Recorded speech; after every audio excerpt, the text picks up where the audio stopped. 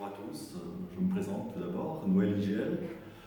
Je suis sur la paroisse Saint-Jean-d'Erdrégère depuis 1987, donc ça fait déjà un certain nombre d'années que j'habite dans ce charmant bourg du pays nantais. Je suis originaire de la Lorraine, donc je suis donc un immigré, un expatrié. Bon, je retourne de temps en temps voir mes terres lorraines, mais je suis vraiment quelqu'un qui est établi maintenant dans le paysage nantais. Je suis marié avec Agnès depuis 1983 et nous avons 6 enfants, 3 garçons et 3 filles. Et nous avons désormais 5 petits-enfants et nous en attendons encore 3 pour cette année. Donc beaucoup de bonnes nouvelles à venir. Beaucoup d'entre vous me connaissent sans doute à travers mes engagements sur la paroisse. En effet, depuis mon arrivée sur la paroisse, je donne des formations bibliques. Et j'en donne aussi dans le diocèse. La prochaine formation que je vous proposerai sera une découverte des livres de la Bible, à partir du jeudi qui suit le carême. On essaiera d'aborder lors de chaque séance un nouveau livre biblique, ce qui fait en tout 73 séances, donc ça fait à peu près 2 ans. Voilà, mais avant d'être croyant, avant d'être convaincu de ma foi, je suis passé par des chemins bien détournés.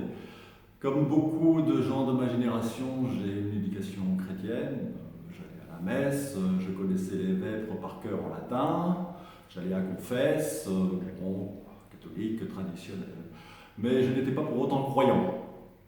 Je ne croyais pas, ça n'avait pas de sens pour moi, l'église me paraissait ringarde, la messe me paraissait inintéressante, ennuyeuse, les reproches que l'on fait traditionnellement à l'église. Et j'ai délaissé l'église pendant toute mon adolescence, jeune homme aussi, j'ai délaissé l'église, parce que je ne croyais pas, parce qu'elle ne faisait pas de sens à ma vie. Mais sans doute y a-t-il eu des fondations qui ont été posées. D'autant plus que j'ai fait 8 années de petit séminaire, donc ça m'a sans doute marqué quelque part intérieurement. Arrivé à Paris, à l'âge de 24 ans, j'ai découvert la vie parisienne avec ses plaisirs, j'étais célibataire, je sortais tous les soirs, bon, la vie n'était pas triste, c'était tout à fait gai. Et puis au bout de, je ne sais plus combien de temps, 6 mois, peut-être un peu plus, un petit vide s'est installé dans mon existence. Je sentais une certaine solitude, un non-sens de l'existence, une soif d'absolu peut-être aussi. Et bon, je me posais plein de questions sur ma vie, quel était finalement le but de ma vie. Et peut-être, il y a un mystère là dans mon existence que je ne m'explique pas, mais peut-être que c'est cette foi qui était ancrée en moi, enfin pas sa foi, mais la religion qui était ancrée en moi, qui m'a rattrapé, et je me suis tourné vers Dieu. Et je l'ai un petit peu provoqué à la manière de Job. C'était un peu osé, quand je refais mon histoire, je trouve ça très osé. J'ai dit à Dieu, ok, je veux bien aller à la messe tous les jours de la semaine pendant 1 semaine. Et si tu existes, tu te manifestes. Alors je suis allé au Sacré-Cœur de Montmartre, à la messe, je crois qu'elle était à 20h ou 21h, assez tard le soir, et toutes les semaines, enfin pendant 1 semaine, je suis allé tous les soirs à la messe au Sacré-Cœur de Montmartre. Puis au bout de la semaine, il ne s'est rien passé. Dieu n'existe pas, c'est pas bien grave, je vais retourner dans ma vie parisienne avec ses plaisirs, théâtre, concert, cinéma, etc., etc. La grande vie de jeune homme. Et puis, le non-sens, cette soif d'absolu, me taraudait quand même. Et j'ai dit à Dieu, bon ok, je te laisse une nouvelle chance. C'était osé, laisser une nouvelle chance à Dieu. Quand je relis mon histoire là, je me dis quand même, Noël, tu aurais pu faire preuve un peu plus d'humilité. Mais bon, j'ai dit à Dieu, je te laisse une nouvelle chance. Je vais faire mes Pâques. Alors c'était Pâques 1982, au Sacré-Cœur de Montmartre. Donc là, les célébrations durent en général 2-3 heures. Moi, j'ai commencé le lundi de Pâques avec la cérémonie pénitentiaire qui a duré 3 heures. Et ben j'ai été retourné comme une crêpe. Ça a été fulgurant. Bon, je vais passer les détails, sinon je vais pleurer comme une madeleine. Mais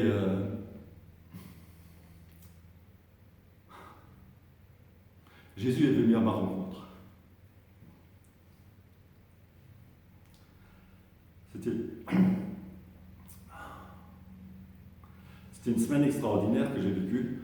Et je suis sorti de cette semaine sainte le dimanche de Pâques en face de Paris. Je sortais du Sacré-Cœur de Montmartre, en face de Paris, et j'ai dit, je crois en la résurrection.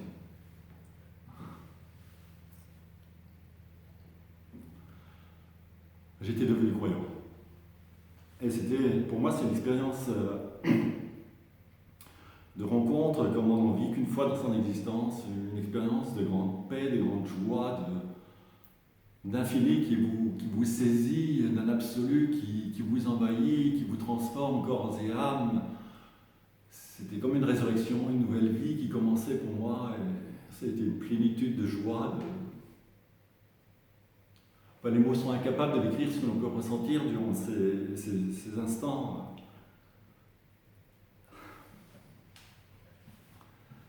Et donc c'était que le commencement d'une nouvelle existence. Je suis sorti de là, j'étais devenu croyant, à partir de là j'ai vécu sur un nuage pendant quelques semaines. Un jour, une personne au Sacré-Cœur de Montmartre, que je fréquentais tous les jours à partir de ce moment-là, tous les soirs j'allais à la messe, et puis 1 heure d'adoration après. Pour moi c'était devenu ma vie. Et une personne m'a abordé au Sacré-Cœur de Montmartre, il m'a demandé « Est-ce que tu veux faire un pèlerinage ?» Pèlerinage, j'avais l'image d'une vieille personne qui allait prier. Il m'a dit « Ah, c'est un pèlerinage de jeunes !» Alors là déjà c'était beaucoup mieux. Alors j'ai dit oui, sans savoir à quoi je m'engageais. Et c'était un pèlerinage dont le thème était la prière. C'était le pèlerinage des jeunes de Chartres. C'était une marche de 30 km sur 2 jours, où on dormait dans des granges le samedi soir. Et là, il allait se passer une deuxième rencontre.